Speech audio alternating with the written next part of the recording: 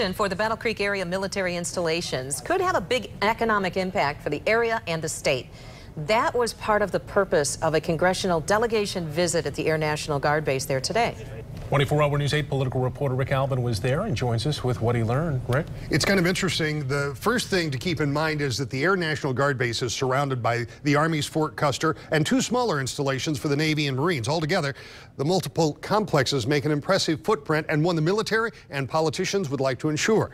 Congressman Benishek, Huizenga, and Upton, along with Senator Stabenow, were joined by Governor Snyder to talk about protecting the air base from further base closure threats by increasing its strategic importance.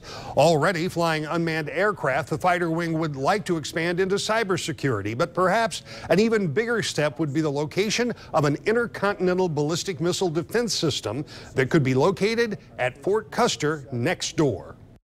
The Pentagon, and they've been here a number of times, going through a pretty thorough review, and they have a very good scorecard adding up. It's being done on the merits, not on the politics, but on the merits.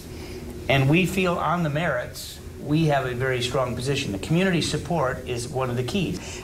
We believe we're in a very, very strong position. $3 billion of investment over a period of time from the federal government in an area where you grew up would be a significant enhancement to the area. How big of a role will the governor's office play in that? Well, I'm happy to play a large role, whatever they need to help get it done in terms of getting the missile defense activity here in Battle Creek.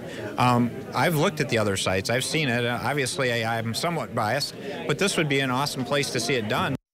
Fort Custer is one of 4 locations, as we said, around the country being considered for the missile defense system. Both the military and congressional delegations say they're optimistic the site is a good bet for Southwest Michigan. They're strongly in the running. Final selection for the system and the $3.5 billion local investment will probably not be made until sometime in 2017, but they seem really pretty optimistic about it. Some of the other places seem to have less local support, and in Battle Creek there are a lot of folks who are behind this because you remember that base was almost closed during the BRAC hearings a decade or so ago. Something like this might be a big step in keeping that conversation from coming. And they fought hard back then. Yeah, it was really tough. In fact, then Congressman Joe Swartz was the guy who took it to St. Louis and on to Washington. Oh, yeah. He was actually in attendance today, and they pointed out that he was the guy who kept it.